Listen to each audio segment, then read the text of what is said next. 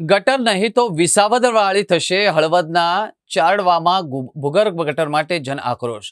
લોકોએ કહ્યું સમસ્યા નહીં ઉકેલાય તો આગામી ચૂંટણીમાં મત નહીં આપીએ. મોરબી કલેક્ટર કચેરીએ પહોંચ્યા. તેમણે ગટર નહીં તો મત નહીંના નારા લગાવીને કલેક્ટરને આવેદન સાથે રજૂઆત કરવામાં આવી હતી. મોરબી જિલ્લાના હળવદ તાલુકાના ચરાડવ ગામમાં છેલ્લા ઘણા સમયથી ભૂગર્ભ ગટરની સુવિધાના અભાવે સ્થાનિક લોકોમાં ભારે રોષ જોવા મળી રહ્યો હતો.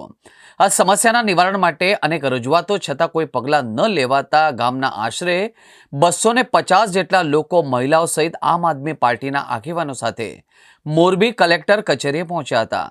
તેમણે ગટર નહીં તો મત નહીંના નારા લગાવીને કલેક્ટરને આવેદન સુપ્રત કર્યું હતું. 15,000ની વસ્તી ધરાવતું ચરાડવ હળવદ તાલુકાનું સૌથી મોટું ગામ છે અને આટલી મોટી વસ્તી હોવા છતાંય ગામમાં ભૂગર્ભ ગટરની સુવિધા ન હોવાથી સ્વચ્છતા અભિયાનને ઉલટી ગંગા જોવા મળી રહી છે. ઘરોમાંથી નીકળતું ગંદુ પાણી શેરીઓમાં વહે છે, જેના કારણે મહિલાઓ અને પાડોશીઓ વચ્ચે અવારનવાર મારામારી જેવી ઘટનાઓ પણ બની રહી છે. સ્થાનિક મીનાબેને કહ્યું કે અમે બધાને રજૂઆત કરી પણ કોઈ અમારું સાંભળતું નથી. અમારા છોકરા ગંદકીના કારણે બીમાર પડી રહ્યા છે.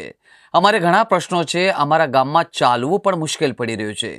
એકવાર તમે અમારા ગામમાં આવો તો તમને સમજશે કે કેટલું મુશ્કેલ છે.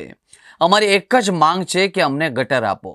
અમે ગટર માટે આવ્યા છીએ. અમે 30-40 વર્ષથી અમે ભાજપને મત દઈ અને હજીએ દઈ, પણ અમારું જો ગટરનું નિવેદન આ બધું સંચાલન હરખી રીતે આમ 1.5 વર્ષ 12 મહિનામાં કંઈક ટાઈમ તો દે ને અમને. આટલા ટાઈમમાં ગટર થઈ જાય છે. ગટર થઈ જાય છે તો અમે ભાજપમાં મત દઈશું, નકર અમે પછી વિસાવદરવાળી કરશું. ધારાસભ્યથી માંડીને બધાને રજૂઆત કરી છે, પણ અમારું કોઈ સાંભળતું નથી. ગટર માટે કાયમ પ્રશ્ન અમે કરી છે.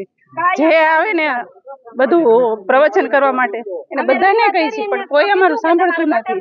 એટલે અહીંયા બધાને આવવું પડ્યું, કારણ કે છોકરા બીમાર પડે. બધી પ્રશ્ન અમારે ઘણા છે ગામમાં, એમાંથી હાલનું એક અઘરું છે ભાઈ.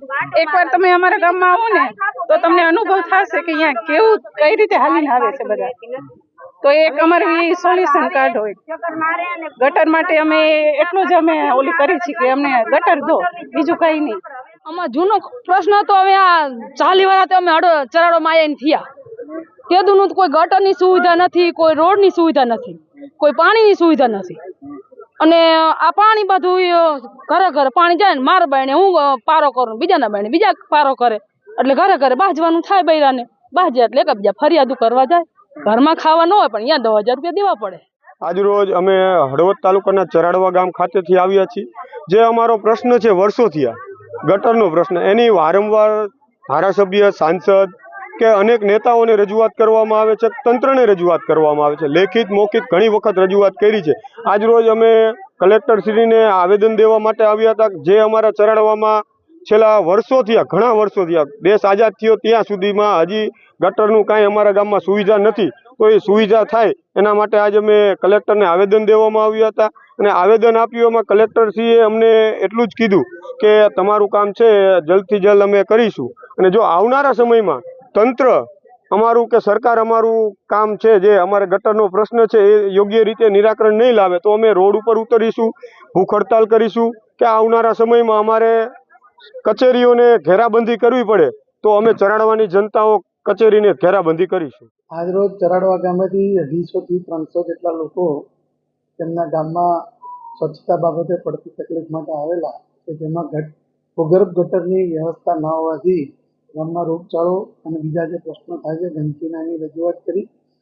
આ બાબતે આ ગામમાં રૂબરૂ મુલાકાત એક્ઝિક્યુટિવ એન્જિનિયર, પંચાયત અને અમારી ટીમ સાથે કરવામાં આવશે. અને એમાં જે પણ કાર્યવાહી કરવાની છે એ તાત્કાલિક કરવામાં આવશે.